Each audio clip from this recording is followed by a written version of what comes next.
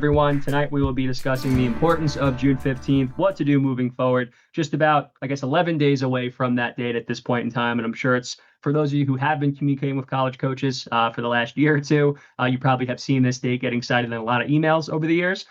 So really excited to give you all the information that you need, but we'll first start off with just a brief introductions of ourselves.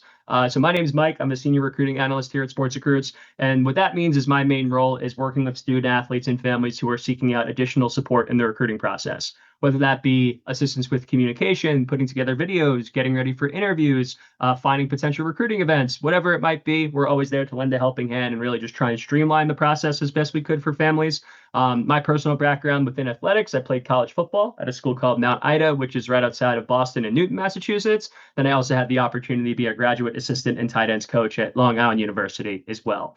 And then I will pass it over to Caroline, who is our B2C sales specialist. Awesome. Thanks, Mike. Yes, Caroline, you may have seen emails coming through from me over the past few weeks. I work with families who are either getting started on sports recruits and trying to find the right membership fit, and also work with families who've been with sports recruits for a little while and may now be looking to upgrade for a little bit more support.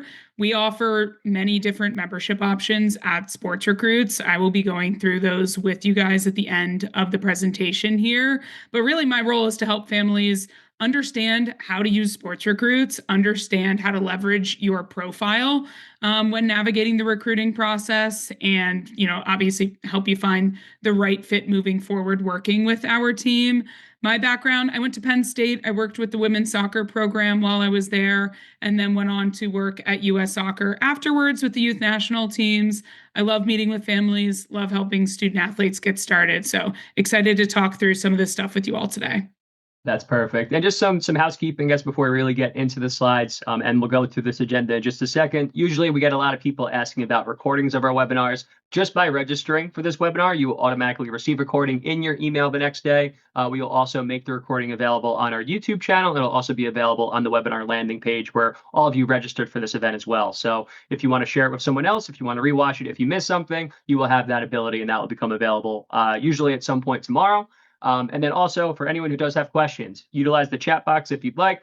We will do our best to monitor that throughout the presentation, but we always save time. We always save time at the end to make sure we get to as many of those as we possibly can. So I'm going to lead us off tonight talking about ultimately the importance of June 15th, who is impacted by this date, what to expect as you get closer, and what happens after June 15th, and the steps that you should be taking to really maximize everything that happens within this recruiting process for you now that you are at this new stage where communication with college coaches is going to become easier to manage. Then Caroline, as she explained before, she's going to give us some more insight on the platform of Sports Recruits overall, and also for those of you who might be interested in receiving additional support, what some of those different plans look like as well. So yeah, we'll just jump right into it. Firstly, the importance of June 15th, for those who don't know, it is specifically more about the Division I level more than anything else at this point. Years before, there have been some changes that have made some updates, particularly at the Division II level. But for Division I specifically, June 15th is a date where for college coaches, can now initiate and engage in recruiting-related discussions with a specific group of sports, and we will be going through those sports in just a slide or two. So what that means is, let's say you're someone who is in the class of 2027, and I reach out to Coach Caroline over at Penn State University, and if the response that I would get from that program would be something to the effect of, "Hey, Mike, thanks for your interest in Penn State football. At this time, we cannot communicate with you further up until June 15th, which is when that communication will start to open up. The only information they really would be able to provide me at that point in time would be general information about the program or the school, and also a link to any prospect camp that they might be hosting." Once you get after June 15th, that is when that whether it be Penn State or any of those larger programs would then have that ability to say specifically, "Hey, we like you as a player. We want to have a conversation with you on the phone. We'd love to try and get something scheduled with you, whether it be about a college visit, or we want to make sure that we can, track what events you're going to be going to for the foreseeable future." So ultimately, it just really takes away the reins that Division I coaches have had up until this point. So then you can have a much clearer idea of how you're being evaluated by that particular level. When it comes to Division II, this is something that really affects more so face-to-face contact that you can have with Division II college programs. This is across the board for all sports. So for anyone who has been having direct communication with Division II programs, This is now going to be a situation where you're going to be able to have official or unofficial visits. You're going to be able to have that in-person contact where, because in August of 2024, when this communication rule changed for Division II, they don't have those same restrictions when it comes to emailing, phone calls, texting, social media DMs, the same way that Division I has. So hopefully that clarifies kind of what this breakdown is in terms of how these dates affect Division I and Division II programs. But I'm sure a lot of you are also interested in what sports are affected at the Division I level, which we'll get into right about now. So again, if you are in the class of 2027, you are someone who is going to have some level of impact within June 15th. And the sports that are affected are everything besides what you see on this slide currently. And we also included the dates that are affected in terms of what that communication date is. So for men's ice hockey, January 1st of your sophomore year. So if you are an ice hockey athlete and you're here today in the class of 2027, since January was when those college coaches would have that option to have that direct recruiting conversation with you. For women's basketball, it was actually just a couple of days ago on June 1st. Baseball is coming up on August 1st, and then September 1st is a big one for a lot of SportsRecruits users who utilize who compete in softball, men's lacrosse, and women's lacrosse. When it comes to Division II sports, like we were saying before, any in-person contact that was limited in terms of setting up visits or anything along those lines, that will now be permitted once we get to June 15th, just about a week and a half from right now. And we understand it's kind of tough to see exactly what we mean by these dates. So we also have this graphic for you to take a look at. Feel free to screenshot this if you'd like, and you can see the breakdown of what is allowed by specifically within Division I and the different sports that are involved and what rules they have. Then you also see some information about Division II as well as Division III. NAIA programs and NJCAA programs, which don't really have any communication rules at this point in time. So if you are a 2028 high school student athlete and you reach out to a JUCO school or Division III school, nothing's really stopping that Division III program from responding directly and saying, hey, we like what we see. Let's get on the phone at some time soon. Chances are they wouldn't want to have a phone call if you're that early on in your recruiting process, because usually that process tends to happen a little bit later on. But there isn't any restrictions from the NCAA that would limit that. So hopefully that gave everyone enough time to give you a better understanding of what your dates are for the sport that you play specifically in terms of when that direct communication can happen, when off-campus contact, and as well as the visit dates that may be different for some of these different sports as well. And then we also wanted to give everyone kind of a general idea of the college coach communication date doesn't necessarily mean you should wait until that point in time to start your outreach. So yes, June 15th for many of the sports that we just outlined is when those coaches will be able to have a lot more of a direct conversation with you. But if you are someone who is in freshman year or sophomore year, you should be reaching out to those coaches prior to that date so you can really try and ultimately give those coaches everything they need so they can make the best evaluation possible.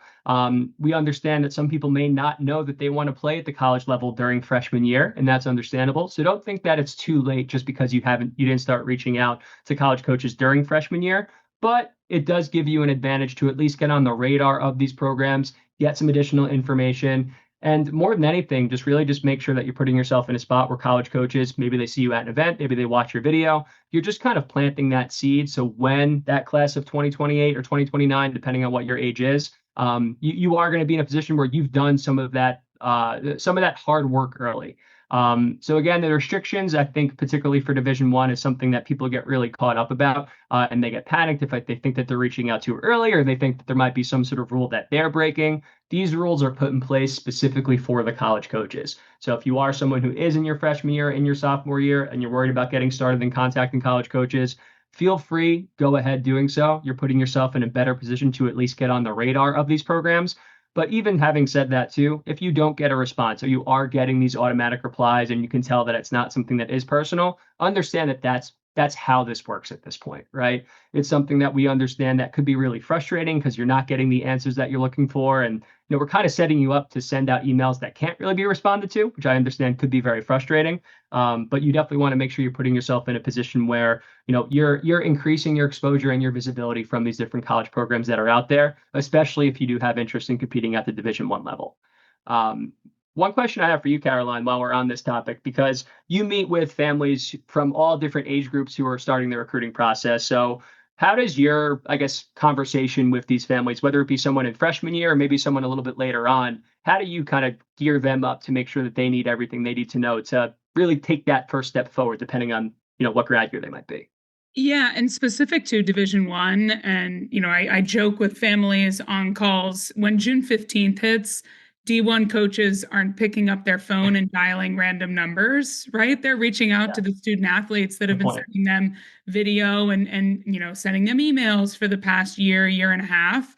And I also, to your point, I don't expect a freshman or even a sophomore in high school or a junior to know exactly where they want to go. Of But course. what you need to do, and we're going to talk about this later, you need to open yourself up to opportunities by reaching out and emailing coaches early. You're kind of getting your foot in the door with these coaches, right? If they like what they see, they'll favorite your profile and then they'll keep coming back to see how you're developing and how you're growing. So it's always beneficial, in my opinion, if you are looking at D1 or, to be honest, even highly competitive D3 Of schools. course. You should reach out early, try and get on a coach's radar. You're trying to work your way up their list, so that when June 15th does come around, you've done everything possible, right? You Right. put yourself in a position to be seen. My other corny, cheesy line is you don't expect to get your dream job if you don't apply for it. You need to reach out to these coaches and indicate to them, I'm interested in your program. This isn't random. This isn't a Right. random. Yeah, and as Caroline, as she explains, kind of some of the benefits of what the platform offers on terms of sports recruits, that's ultimately your resume for these college coaches to kind of Totally. fully go into your hypothetical there. So yeah, ultimately, if you are in a position where you could get started early, absolutely take advantage of that. Don't panic if you are a little bit later than these suggested start dates on this slide right now. But we just want to understand, just because the coach is limited in their reaction of what they can say to you, doesn't mean you have to wait until that communication opens up. So hopefully, for those of you who might be on the early stages of the process, that encourages you to really get going and start getting your name out there as best you could.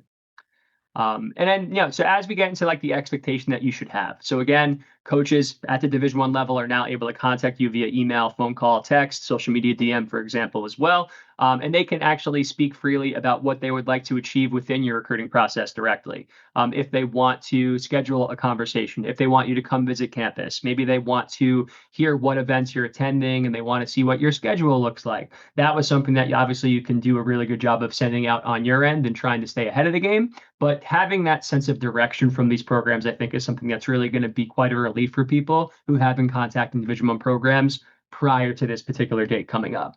Also, at the D1 and D2 level, there's not going to be any more restrictions in terms of those unofficial or official visits as well. Being able to get on campus, being able to see the facilities, maybe meet people from the coaching staff or on the team or on the roster, right? I think it's really difficult to know, to Caroline's point before, it's really difficult to know everything that you want to get out of the college experience. What every family that I meet with, when they're kind of in that spot where I know I want to play, I just don't know really much outside of that. You really have to go in and see some campuses for yourself. So not only to figure out what you do like, figure out what you don't like as well. If you end up visiting, the local community college and you realize this is way too small for me, now you should try and find schools that have 5,000, 10,000 or more students. Maybe you're someone that does want that smaller class size, or you have a very specific major that you're interested in. So I think that really ends up being the best benefit of trying to find schools that make the most sense for you. So anything that you can do in terms of just trying to get that research done a little bit early is great. But we also understand you're potentially gonna change your mind, right? There's plenty of people who have an idea that they want to have a specific major or a certain school in 9th and 10th grade, but then they take a class during junior year and that kind of changes their whole perspective on how they want to move forward in their educational journey. So do the work based on how you feel about that point right in that moment, but understand that you can give yourself some flexibility when it comes to what else is out there. And that's why we always recommend, from an athletic standpoint, giving yourself a variety of options too, because again, Division 1, it's never been as competitive as it is today. A lot going on within the NCAA, where there might be roster limits getting added to some of these different programs, which is going to make it even more difficult to break through at that Division 1 level. So having that variety of programs out there is certainly going to be a benefit as well. So again, when it comes to what can happen on June 15th, it's really going to be the beginning stages of conversations. There might be certain programs that treat it as a way of officially offering someone pretty early on. I would say that's pretty rare. It's probably, the top 5% of athletes are going to be the people who get those offers right away. So if you start seeing people saying they're committed or verbally committed to a school within the first couple of days, don't think, if you're not one of those people, that means you're behind. It just means that might have been someone that particular program has been evaluating for quite some time. And as for steps taking moving forward, right? I think it really is your chance to really self-scout and get a better feel of seeing where you stand. So the first thing would be to see, was there anything personalized that you received? Was there a phone call, a text, or some sort of message that made it clear that you are on that priority list that college coaching staff will be referring to moving forward? Did someone reach out to any of your athletic advocates, such as a high school coach or a club coach? And also a big piece of this too, which is something that we always recommend that you do, talking to a coach, a trainer, someone that you trust who sees you play your sport and sees what your potential is each and every day. Have they had a chance to see the types of schools that you're targeting? If you're someone who maybe has, a very distinct focus on trying to be at a top 25 program in the country, have you asked your coach, do you think that that makes sense? Do you have the right metrics? Do you have the right like style of play that those programs might want to find? So really leaning into getting a better understanding of, is this am I going to fit that mold of what those types of programs are ultimately looking for? And it's okay. And doesn't mean that you have to give up if you end up getting negative feedback on that. It just means that we wouldn't necessarily recommend you put all of your eggs in one basket. That's where, let's say we were building a target list of schools of anywhere from 20 to 30 programs. If it ends up being 20, if your Division One interest is the highest, have 10 D1 schools, 5 D2 schools, and 5 D3 schools, something along those lines, right? So really just making sure that you're giving yourself a chance of a variety of options. But the best way to get a sense of how you're being evaluated by Division One programs is to see if there has been any sort of initial contact from these different programs that you have been reaching out to previously. And I think a big thing that we also would recommend as well is, especially if you are someone who has been active in your communication up to this point, leading up to June 15th, if you don't hear back right away, or if you want to just kind of get a better sense of where you stand with the program, we have one email template that we sometimes recommend athletes use called a Feet the Fire email, which essentially is saying, we just want to get a better feel of how a coach is looking at us, and is there a path forward of me being someone that you're considering? I believe on our Sports Recruits Resource Center, you'll be able to see this email template as well. But to give you the shorthand version, it ultimately says, "Hey, coach, hopefully I've made it clear that your program is a place that I am incredibly interested in.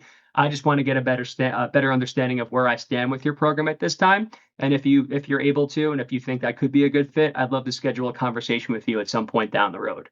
Now, keep in mind, this would be specifically only something we would recommend if you have been consistent in your outreach prior to this. We would not want you to request a phone call with a coaching staff when you're introducing yourself for the first time. So you really need to have that honest conversation with yourself and make it clear, if I've done everything I can on my end to really try and initiate this conversation, and I've given these coaches an opportunity to see how I've progressed over the last year and a half, or whatever that time frame is for you, that is when you can be in a situation where you can really start asking some of those more direct questions after this particular date. And as we've been saying throughout this entire presentation, right? Continue your communication. Don't let a lack of response right away drive you away from those programs. A line that I usually say is, don't give up on a school unless you've made the decision that that place is not for you, or they've explicitly said that they're no longer recruiting your grad year in that particular position that you play. So if you are able to expand your list a bit more, if you are able to potentially schedule calls with programs you have been consistent with, that is really going to be the best case scenario moving forward. And again, don't panic or overreact one way or the other. If a coach asks you to get on a phone right after June 15th, it doesn't mean an offer is coming right away. If you don't hear back from coaches right away, it doesn't mean that it's a lost cause and none of the work that you've put through hasn't been a benefit in any way. So understand that we are still at the pretty early stages of the process here, and just know it's built up a lot. We certainly play a factor in that by hosting webinars like this, but there still is a very long way to go for the class of 2027 at the same time. Cool. Yeah, that was awesome, and I really want to kind of hammer the point home that Mike had about, continue your conversations, continue your communication, but like keep in mind, if you're a freshman right now, or even, going into freshman year, start thinking about that. Like, okay, continue communication. If I'm going into junior year, that means I need to start communication now. But I'm gonna show you Sports Recruits. Honestly, like Sports Recruits has everything you need when it comes to the college recruiting process, starting with your profile. This is your resume. This is your opportunity to paint a picture in this college coach's mind of who you are, both on and off the field or court, course, you name it, whatever your sport is. And it's got all the essential information, right? If I'm a college coach, what do I want to know about a student athlete? What's their grad year? what do their grades look like? What position do they play? Where are they from? Have they received any academic honors? All of this pertinent information, all of that should live on your Sports Recruits profile. And I never want student athletes to think, okay, great, checked the box, I'm done with my profile. Right. As you move forward, you're going to update that information with new grades, new video, all the rest of this important information for college coaches. Video is so important. We're going to talk about that in the next few slides here, as well as favoriting schools and building that target list. But your profile, again, think of it as your first foot in the door, your first impression with a college coach, either who you sent an email to, or maybe they saw you play in an event. Your profile is kind of your online presence. Cool. So different types of video to upload to your profile. Pinned playlists, that's the newest feature on Sports Recruits. And I think it really has allowed student athletes to update video in real time. So instead of waiting for 15 to 20 clips to put into a full highlight reel, you can interchange the clips in your pinned playlist that you want coaches to see. So we've got it in the bullets here, your top moments. It's more skill specific. It's what college coaches want. They want to be able to filter through on what they want, what types of play that they want to see from you. A skills video would be more, say you're a pitcher, that would be in the bullpen, or maybe batting practice, or if you're a goalkeeper, doing your goalie training with a coach. So more of that, not in-game footage to show coaches how you're training and your mechanics can be really helpful, especially depending on your position. And then a highlight reel, that's more of a traditional video where that's going to be 15 to 20 clips from live competition, your best plays, kind of like a trailer to a movie, your way of, showing coaches that information. And then live footage, maybe it's an inning, maybe it's, a quarter of a game or a half or a set. That's kind of like unedited film. If a coach, is really interested in you and wants to see not just your highlights, but how do you act off the ball, just more in-depth footage. And you can upload all of that to the Sports Recruits platform. Cool. So we talked about building a list of schools, and Mike had some really good analogies. I always say, think of your list of schools like a funnel, where when you're starting the recruiting process, you've got a bunch of different types of schools in the mix, right? You've got big schools, small schools, close to home, in a certain climate. Maybe they have certain majors that they offer. Athletically, there's obviously a huge range, even within Division I or within Division III. So you want to have a good mix of schools. And then as you progress in your recruiting journey, you're going to narrow down your list based on interactions you have with coaches. Maybe you really, narrow in on one major that you really want from a school. But when I say a funnel, I mean that because you don't want to start with a small list of schools and then completely change your mind. And now you're starting from scratch, right? With all your outreach to coaches. So definitely start with a bigger list and then narrow it down as you move forward. These different factors here, I think, really helps families get a better grasp for, okay, what kinds of schools am I even interested in? So athletically, Division I versus Division II versus Division III, what level of competition are you looking for and what's realistic for you? Again, Mike said this, you should have a range. Even if all your coaches are saying you're a D1 player, it's in your best interest to have some backups. It's in your best interest. Keep that in mind. Academically, obviously your grades and class size and majors that you're interested in. Geographically, do you want to be close to home where you can go home for a weekend, or are you a golfer and you really want to be down south so you can play year round? So many different factors that play a role in geographics. Socially, do you want to be involved in Greek life? And then obviously financially, what is going to make sense for your family financially? That's a big one and a tough one. I know Mike works with families all the time on different types of scholarship, different types of financial aid, what's going to be realistic, what's your out-of-pocket cost going to be? Yeah, definitely. And then when it actually comes to Sports Recruits, we've got the school search tool, which has every single school in the country on it. If you are a women's soccer player, when you go to the school search tool, you will only see women's soccer programs. So you don't have to worry about seeing a school and wondering, okay, but do they have my sport? It's already going to show you that, and you can filter based on those factors that we just talked about. And what you want to do is when you're building this list of schools, you're favoriting the schools that are of interest to you. Keep in mind, coaches can see if you have favorited their school, but they can't see all of the other schools that you have favorited. So don't worry about, oh, well, I don't want Colgate to know that I'm also looking at Hamilton, or Lehigh to know that I'm also looking at Lafayette.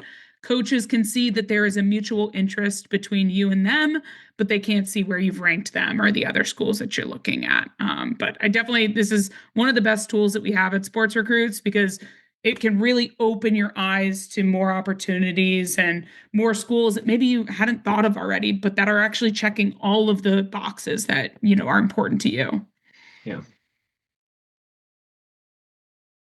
So we talked about reaching out to coaches. Mike talked about feet to the fire email, and there's a bunch of reasons to contact coaches. Of course, one of them, introduce yourself. Make sure that coaches know who you are, what you're all about. Bring them into your profile. If you send an email through Sports Recruits, it'll automatically link your profile. So when you introduce yourself, coaches will be able to go in there.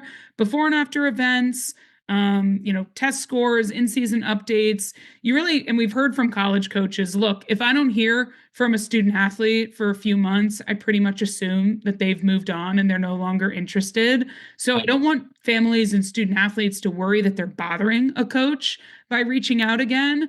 I mean, you don't want to reach out and say, hey, how's the weather in Happy Valley? But, if they've got a big game, or if you've had an in-season update that you want to show these coaches, you need to be the squeaky wheel. You need to be the one to make that known to a coach. For the most part, they're not going to ask you for that information.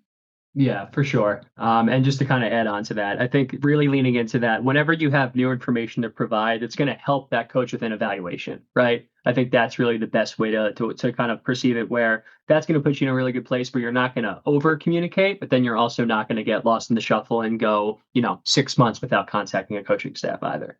Yeah, and we'll look at this when we walk through the different plans, but like something that Mike does with families that he works with on the recruiting guidance side is like not just helping you with like what to say in your emails, but giving you a much more solid timeline on when you should be reaching out. When is it appropriate to send that feet to the fire email? When is it appropriate to update coaches on an event that you're headed to? So really making sure that your communication strategy is locked in, because that also, I think, makes student athletes and families feel more confident and comfortable that they are on track, they are doing the right thing. Yeah, for sure.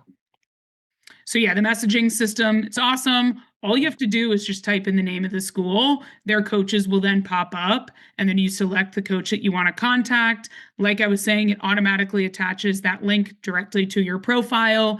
And when you email a coach through Sports Recruits, if I were to email the coaches at Penn State, when I send that email, it's going to go to their Sports Recruits inbox, and it's going to go to their .edu inbox, and it's just going to say Caroline Jones on the email. So it's exactly what coaches are looking for. They want to hear from you personally as a student athlete. They don't want to hear from Sports Recruits or from mom or dad. They want to hear from the student athlete. So it is still a personalized email that's headed to the coach. All right. And then the activity feed, another great feature on Sports Recruits that helps you stay on track. So, we're telling you, okay, you got to post these videos. You need to reach out to coaches. You need to keep your profile up to date. When you reach out to coaches or when you're at an event, the activity feed is giving you information on which colleges are actually looking at you. So when you send out 40 emails to those schools, you would then, through the activity feed, be able to track which coaches watched your video or clicked on a transcript or just viewed your profile in general. So it just gives you more transparency into what's going on. I think it's really helpful, because if you're sending an email just through your personal Gmail, you're basically sending it into a black hole. You don't know what's going to happen on the other end of that email. But if you're using our system, then you're able to see, okay, this is doing something. This is helping me get information to coaches. They are seeing my video. Yeah, absolutely. Cool. So we've got a couple of plans to walk through. If you have sports recruits set up through your club, you guys are all set. You have this pro level here. So you do not need an upgraded plan. We have 4 different membership plans for families to choose from. The first being the pro plan. So pro is an annual or monthly plan. So more like a subscription, I would say. And it unlocks all of the premium features on Sports Recruits. So the messaging system that we just showed, the college coach view tracking is unlocked with Pro, and then the roster needs filter as well, dependent on your sport, where you're able to see schools that are actively recruiting your position and your grad year. So again, an annual or a monthly for Pro. Right. And then the silver plan, we have 3 recruiting guidance plans. One thing, and I know I sound like a broken record. If you've been on a call with me, I probably said this 10 times. These silver, gold, and platinum plans are lifetime memberships. That doesn't mean you're paying for the rest of your life. It means you have sports recruits for your entire recruiting process. You only purchase the plan once. So if you're a freshman and you look at silver, you pay the $9.99 and you are set through graduation. And this includes college graduation if you are in a transfer situation. So just want to make that super clear. Again, lifetime goes for silver, gold, or platinum. Silver, I would say, is the recruiting essentials. Okay. So you've got access to all the platform features, all those pro features. You have one professionally built highlight reel by our post production team. So you give them the footage, you tell them what you want included, give them the timestamps, and they'll produce that highlight reel. The strategy session, that's where you would meet with somebody like Mike and really talk about your recruiting process, talk about your goals, talk about, what's going on currently, and he's going to put together a step-by-step recruiting game plan for you and make sure that you know how to use sports recruits and you've got a good approach moving forward. You would also, with the silver plan, it's not listed here, but we have email templates. So more than just the feet to the fire or like an introductory, giving you examples of what your email should look like to college coaches. Gold are most popular, and it really, the difference between silver and gold. Gold, you have ongoing support, right? So silver, you have the one-time strategy session, and then you're all set. Gold, you have unlimited recruiting support via email, which means anytime something comes up or you have a question, maybe you're not sure what to say back to a coach, or you're not sure if you should go to a certain camp, video questions, scholarship questions. I mean, Mike could probably say more about this, but anything that comes up along your recruiting process, you have continued support from our recruiting guidance team. And you also would have 2 professional highlight reel credits with gold. And then platinum is the most hands-on. I like to say it's having a tutor or a personal trainer. You are working with a dedicated recruiting analyst every step of the way. So student athlete is still in the driver's seat. The recruiting analyst is in the passenger seat. They're helping you pick out the right schools, helping you talk to coaches, prepping you for these visits, prepping you for phone calls, helping you choose which camps and showcases to attend, working with you through the admissions process, helping with financial aid and scholarship conversations. They're really your point person. They know you and they know what your goals are. So, the most hands-on one-on-one support we offer. You have unlimited professional highlight reel credits with this plan and unlimited strategy sessions and phone calls with your recruiting analyst. So they're really with you every step of the way, holding your hand. Yeah, awesome. Very well said. And I know. Oh, Mike, I think your audio dropped out, but this is typically when we go into Q&A. So hopefully his audio comes back on, but I can take a look at some of these. Oh, you're back. Now, sorry about that. You're good. All right, great. And sorry, I'm having some camera issues here as well. So if you do have access to see the Q&A at this point, I can try and find them on my end if you can't see it. Yes, I do. So let's see here. Can coaches see if you have unfavorited their schools? Mike, that's more a question for you. Do you know if coaches can see if they can see if you have favorited their school and if you have them on your list of favorites? I don't think they are notified if you unfavorite, but if they go back into your profile, they will see that you no longer have them as a favorite. Yeah, so basically, college coaches have similar to the school search system that Caroline was talking about before. College coaches had a similar view to try and find student athletes in that respect. And one of the filters that college coaches can have is, has this student athlete favorited my school? So if you have unfavorited, you wouldn't potentially populate in that view specifically. But there would, to your point, there would be no notification of you properly favoriting someone or unfavoriting someone. So there'd be no notification. There may be a world where if they see you when they do that search once and you're no longer populating, that would be one way they can find out. But I would say that's a pretty rare scenario. Okay, let's see what we have here. Let's see. So the sports specific timeline slide is someone's interested in. Again, just by registering for tonight's webinar, you will automatically receive a recording. It'll be posted on the Sports Recruits YouTube channel. So you'll be able to go in there and grab a screen grab or anything you might be looking for on that. All right. I'll follow up with another one that we have in here. Let's see. Okay. This is a good question. Oh, sorry, Mike. Does a college coach need to have Sports Recruits to view your profile and videos? Every college coach has a Sports Recruits account, so they will see, any coach that you're reaching out to, they will be able to come in and see all your information. Yeah. This one actually came up with a conversation I was having earlier today. Do you recommend including your club coaches on all emails to colleges? Only if your club program has requested that. Sometimes I've found that some organizations want to be in the know of who you're doing your communication with. There are clubs out there that sometimes give their student athletes a goal of, hey, make sure you reach out to 15 schools by the end of the month or whatever that might be. So I would make sure that if they want to be involved in that communication, yes, I wouldn't just start including them on that without having a conversation with them first. So just make sure that you're on the same page with your club coach if that was something you were interested in doing. Let's see. I think we have time for about two more or so, Caroline. So let's see if there's anything in here that we haven't answered just yet. Okay, I think I see one actually here. What do you think are the most important questions to ask a college coach if they call you after June 15th? Absolutely fantastic question. So with that one specifically, I think it ultimately comes down to they're really going to try and get a lot of information about you, but don't lose sight that a conversation like that is also a chance for you to evaluate that school and how they could be a good fit for you.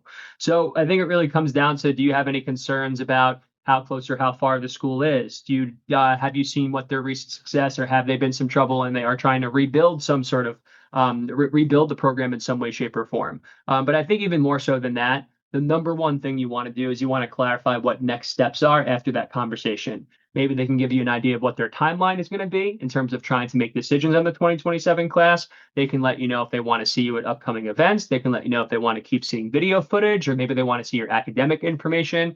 You won't know that for certain unless you specifically ask, what is it that you need from me to continue to have these recruiting conversations and to make sure I continue to be a potential recruit for you moving forward? So those are some of the things that I would recommend for sure. Yeah, this question, and we may have other international student athletes on the webinar as well. The question is, do you find that coaches look at non-US, so international athletes, differently? When I was at Penn State, we recruited many international athletes. All of our rivals also recruited international student athletes. So I would say coaches want to recruit the best rosters that they can. The financial aid situations will be a little bit different as an international student athlete, but I would say for college coaches, they are definitely recruiting international student athletes. Yeah, for sure. Definitely a little bit of a more challenging in terms of trying to get in front of coaches, but you certainly that's the beauty of being able to communicate with people through a software like this, is that you're able to really make sure all of the information they would need to get in front of them as quickly as you can.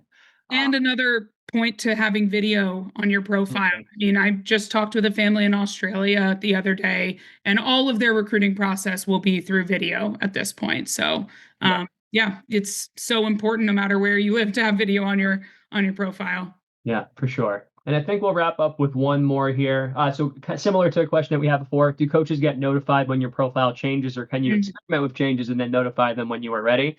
A coach will not be notified when you make a change to your account. So if you upload a transcript, add a new video, change a coach's contact info, there's not going to be notifications being sent to college programs. So that goes even more to what we were saying before. Whenever you have any sort of update that you want a college coach to know about, it's incredibly important that you go out of your way to make sure they're aware that that happened. and really just make sure you get it on their radar. Recruiting is proactive, not reactive. Don't expect the coach to find out what you're up to. Don't expect the coach to check in with you periodically. It's ultimately your responsibility to make sure that you're doing everything in your power to keep coaches up to date on how you're progressing academically, how you're progressing athletically, so then they could make the best educated decision that they can in terms of how they want to move forward with you when it comes to their 2027 or 2028 recruiting class, depending on your age.